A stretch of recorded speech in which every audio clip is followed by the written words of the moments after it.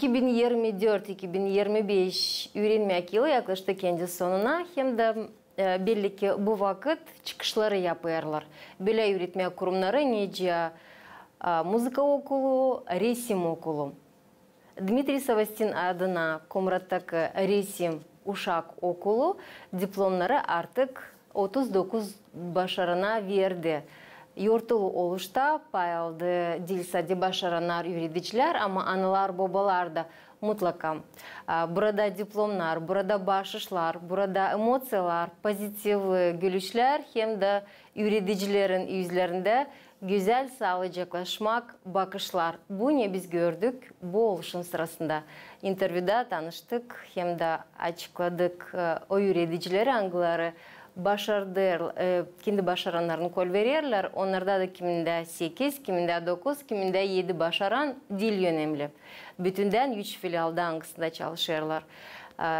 Genç talantlar, genç resimciler, onlar hepsi toplam oluyorlar, açan verirler öğretmek yılın sonunda diplomlar. 8 can ben çıkarıyorum resim okulundan.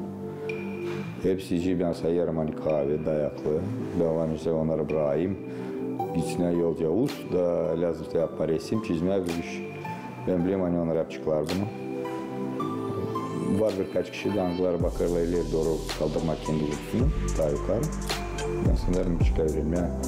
Bekim Küşnova, bekim bakalım, bekim Bulgarya, Rusya tarafına da. Şöyle düşünüyorum ama bakılınca Allah'tan verir. Ama öyle onlar hepsi hazır deniyor. Resim kardımı çıkarıyor. Senin anda istersin güzel giyinme, düşünürsün hangi renkleri katma birbirine daha güzel olsun. İğmelik tavanası yapma güzel. Salata tarafından ayırma hem güzel istiyor. Renkleri de hem tatlı. Sonra dizayn, interiyer tarafından, exterior tarafından söyleyeceğim ki hangiler bir televizyon orada da yardımcı olacak. Yani nasıl görmenaj, geriye koyma, ne soyu, lokasya, her türlü işte. Bana gelir resim tarafı yardım ederim. Çok taraftan yaşamakta. Bende var 40'tan daha çok uşak. Ama bunları hangiler için çıkarırlar. 8 can tebrik edeyim. Bunları tutarım aklına hepsini. Ben bileyim ki herkesin resmi yapar. Kim hangisi tabeti var. Kim artsaklı, kim dayaklı. Hep tutar. Çıkarırlar yani hepsi de kızlar bende. Bilmiyorum niçin ama bize resim okula daha çok kız gelir. Ama var ailesinde çocuk da isla. Ciderli erkek evinde biz bekleriz. Var biz pek büyük talantlı çocuk. Aksi şimdi ürünler akademiyede kışın pek çok sayar. Sumutlu hani geldi de bizim ağrımıza belki o çekecek. Resim okulu ama bu vakitini gösterecek. Buraya gelen uşaklar kendileri biz onlara burayı çek veririz zincirle. Sanırım analar da babalar da onları burayı kovalamırlar gelsinler. Onlar gelirler kendileri, kendi duygularına buradan yürüyenler. Onun için hepsi onlar hazır, onun için hepsi onlar açık canlı. Resimci insanlar onlar hepsi açık canlı. Herkesin de var kendi içinde daya. Sanırım ileri doğru onlara çıkarıp esladım ama kadar sonradan daha açık bir resim. 4 yıl geri yılkı klasta geldiydi bana bir kışyaz. Hiç demerdi niye resim ne bir şey söyledi. Ben geldim ama ondan bakacağım acaba da nasıl niye öğrenmiyor ama pek de öyle istemedim.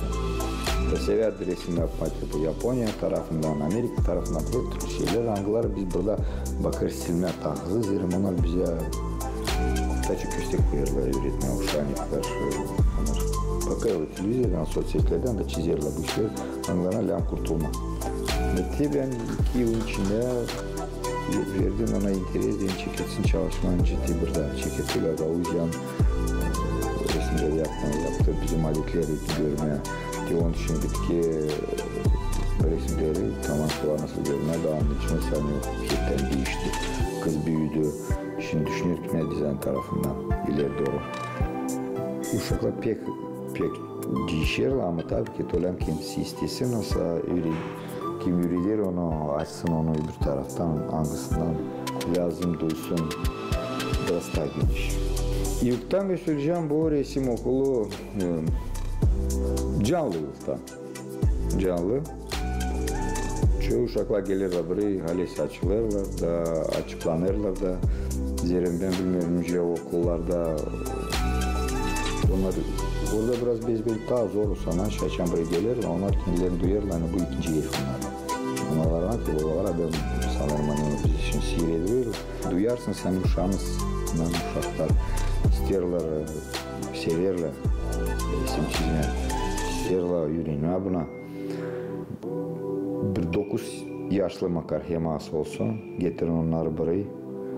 Getirin de görürsünüz 4-5 yıldan sonra ince uşak değişik, ince uşak siz anlayıcınızsan siz de dilem düşünüyorsunuz.